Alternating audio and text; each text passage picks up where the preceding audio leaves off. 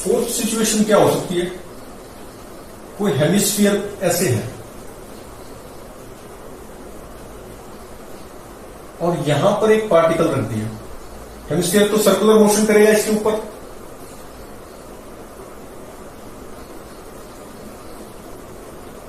तो अब इसको स्लाइड जर्क दिया है यहां पे, तो मतलब u इक्वल टू 0 है।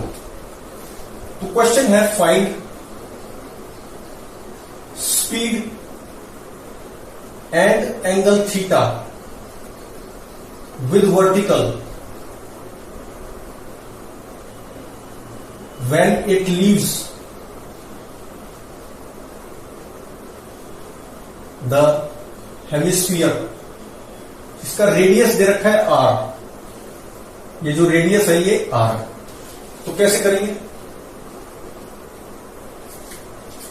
मान लो ये थीटा एंगल पे लीव करता है, यहां पहुंच के करता है, तो इसकी स्पीड इस वक्त क्या होगी, मान लो v है थीटा एंगल पे। तो अगर यहां लीव करता है तो नॉर्मल यहां 0 हो गया, तो ये सर्कुलर मोशन में था अभी तक, तो ये mg हुआ, ये भी थीटा हुआ, तो mg cos theta minus normal is mv square by r था ना। अब थीटा पे, किसी थीटा पे n 0 हो गया, तभी तो लीव करेगा, तो इसको 0 पुट कर दो, तो उस वक्त स्पीड कितनी आ गई, rg cos theta. rg cos theta speed से ये लीव कर जाएगा। अच्छा, ये स्पीड आ गई। अब क्या निकाला है, एंगल पूछा है, तो एनर्जी कंजर्वेशन लगा दो यहां से यहां तक, स्पीड तो पता ही है। तो अगर मैं रेफरेंस लेवल इसको ले लूं तो इसकी पोटेंशियल एनर्जी 0 हो जाएगी, ये रेफरेंस लेवल है, तो इसकी पोटेंशियल एनर्जी कितनी है, एम जी एच कितना है, r minus r cos theta. This is equal to potential energy is equal to, यहां पे kinetic half M we square, V square कितना है, आर जी cos थीटा। तो यहां से थीटा आ जाएगा, आर को कॉमन ले लो, तो ये कितना हुआ 1 माइनस cos थीटा, तो आर कैंसिल हो गया, एम जी भी कैंसिल हो गया, तो कितना आ गया 2 minus 2 cos theta equal to cos theta. तो 2 cos थीटा और cos theta 3 cos theta is equal to 2, तो थीटा कितना आ गया, cos थीटा कितना आ गया 2/3, तो theta equal to cos inverse 2/3। अच्छा ध्यान हो तो 2/3 हमारा इस केस में भी आया था जब हम ये करते थे ट्यूब के अंदर, तो ये किस एंगल पे छोड़ रहा था, ये जब यहां पे मैं 4gr दे रहा था, तो 4gr पे क्या होता था स्पीड, जब √4gr देते थे, √4gr पे ये यहां पहुंच के इसकी स्पीड 0 होती थी ना, लेकिन इस पर ये कब आ जाता था, थीटा पे आ जाता था, ये इस थीटा पे ये यहां से यहां गिर जाता था, तो यहां पर स्पीड क्या होती थी, √rg cos थीटा, यही वाली स्पीड होती थी। और एंगल कितना आता था, ये यहां पे जब गिरता था, ये वाला एंगल भी 2/3 होता था, cos थीटा इसका कितना होता था 2/3, जब 4gr से इसको छोड़ते थे।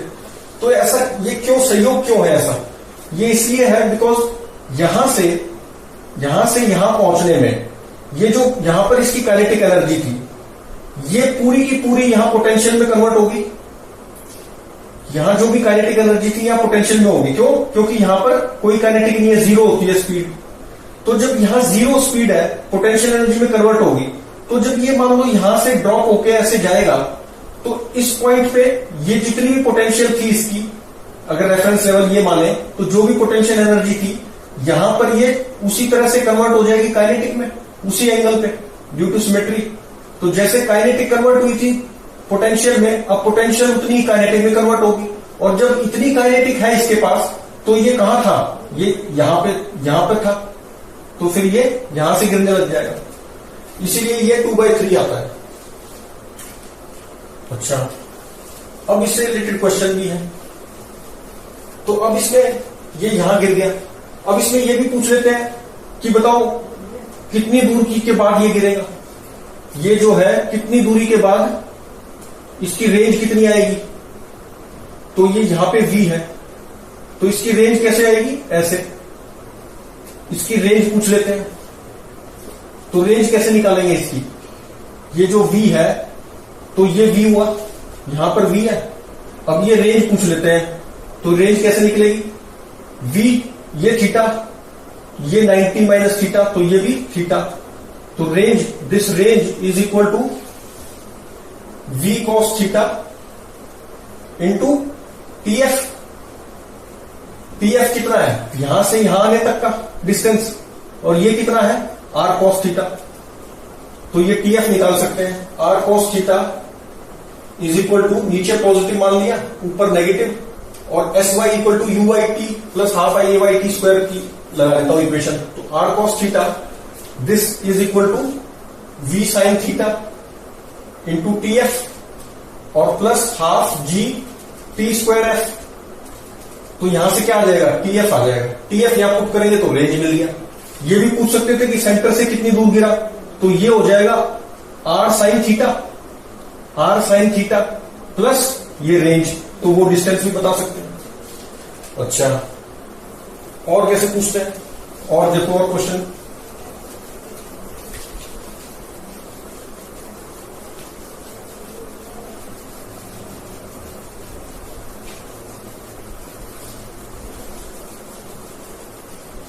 यहां पर अब की बार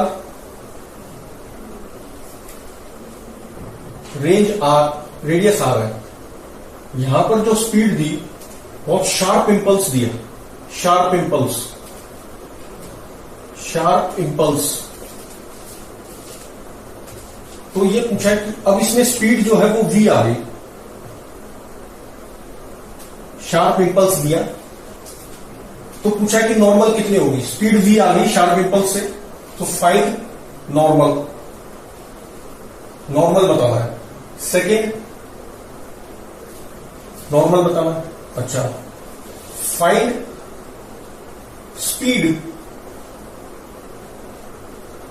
minimum speed,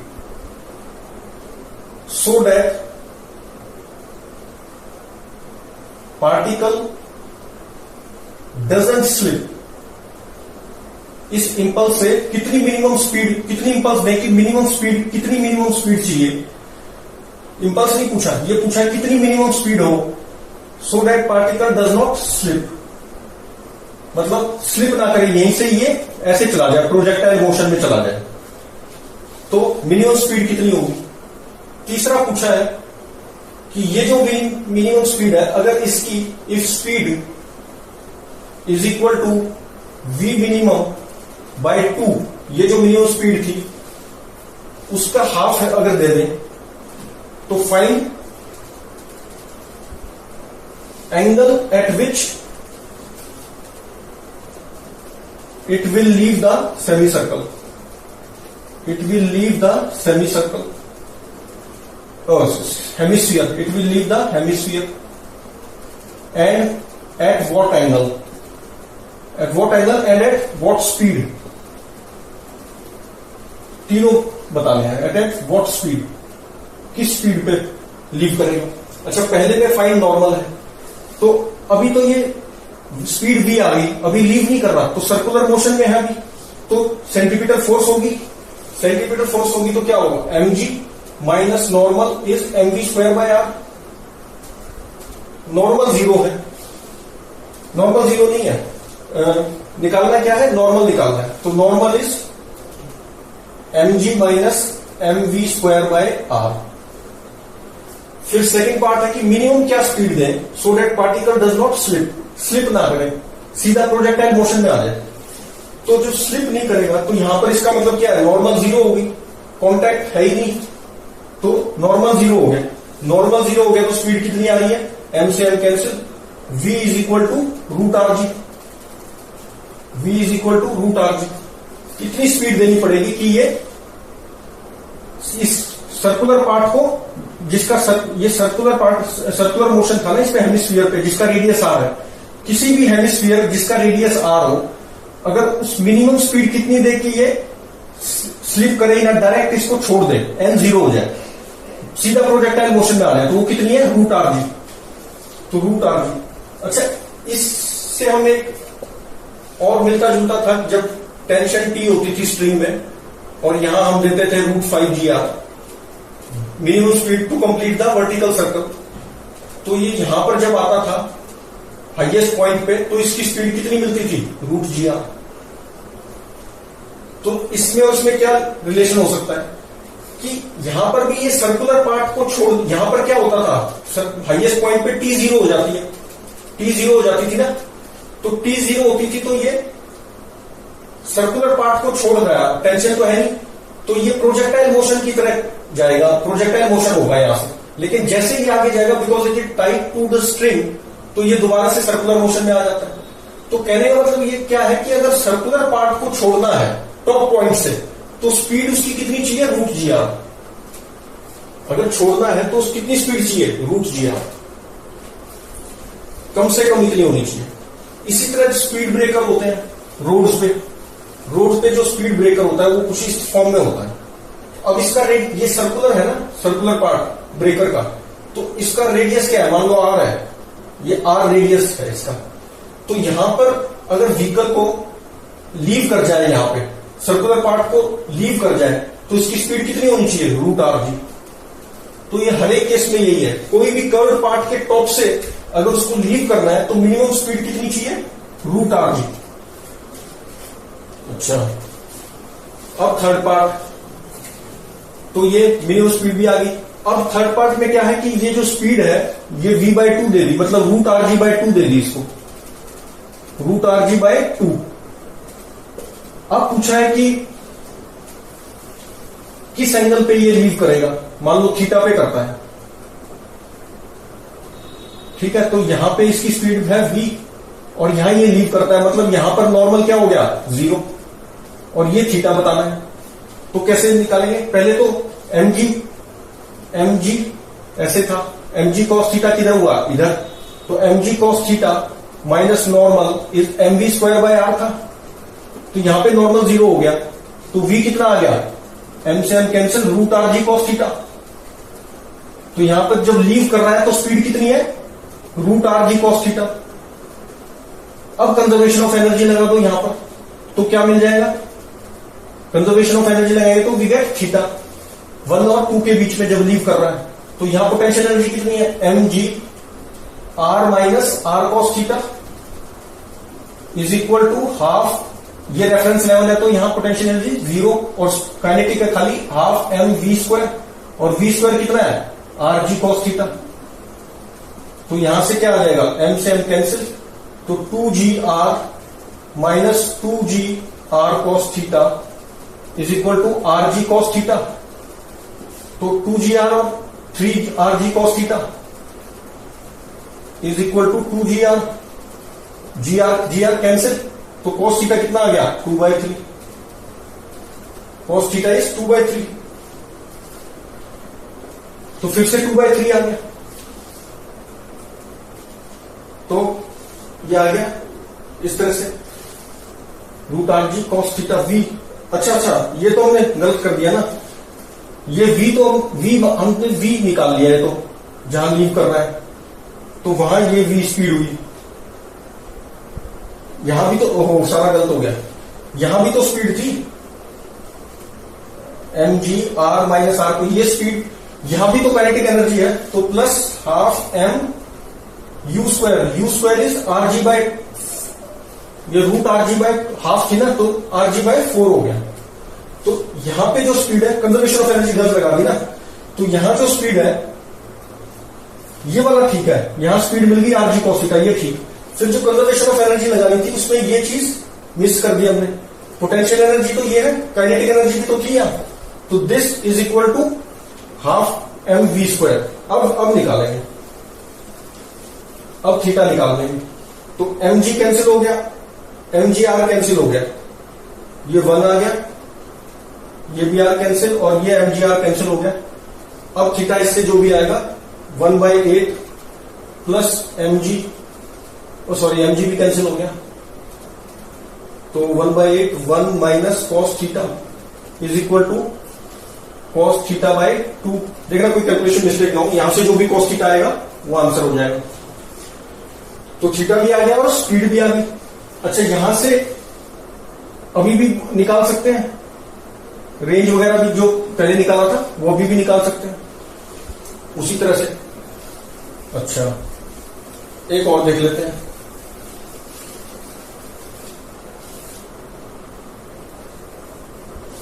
find relation between theta and phi. Theta और फाई में रिलेशन बताओ। थीटा और फाई में रिलेशन बताओ। अगर यहां पे पार्टिकल रखा है t इक्वल टू 0 पे,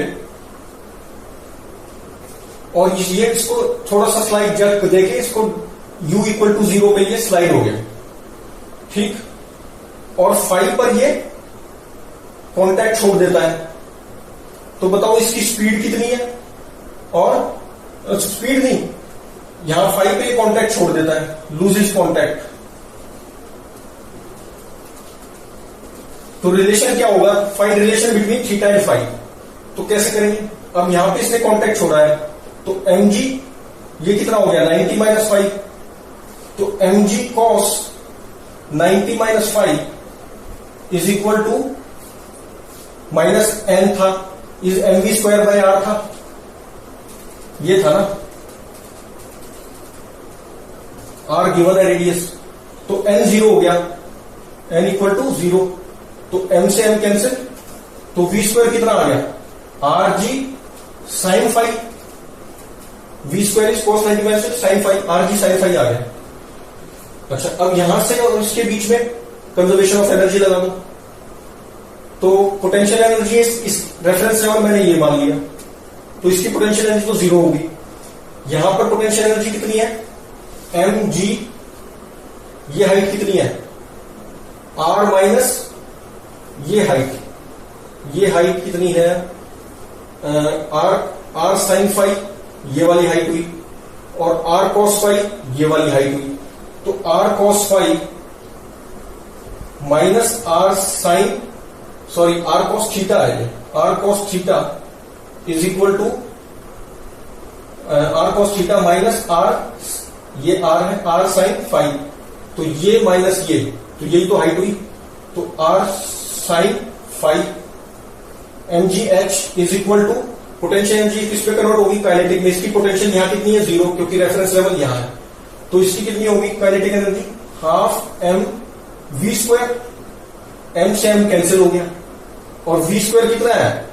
are g sine five by 2, v square is r g sine five, v square कितना है? आर जी साइन फाइव, यहां पुट कर देंगे, तो आर जी साइन फाइव और अपॉन 2, ये 2 इधर चला गया, तो 2 g r cos theta minus cos five, solve करके आरजी से आरजी कैंसिल, तो कितना आ गया? 2 cos theta is equal to 2 cos five plus sine five.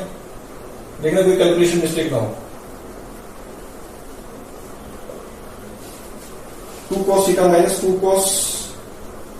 Cos theta is equal to 2 cos five इधर आ गया, और प्लस साइन फाइव था, कैलकुलेशन मिस्टेक ना, रिलेशन मिल जाएगा। तो 2 इक्वेशन लगानी पड़ी, एक तो नॉर्मल 0, तो उससे आ गया वी स्क्वायर, और एक कंजर्वेशन ऑफ एनर्जी यहां पर और यहां पर, बस।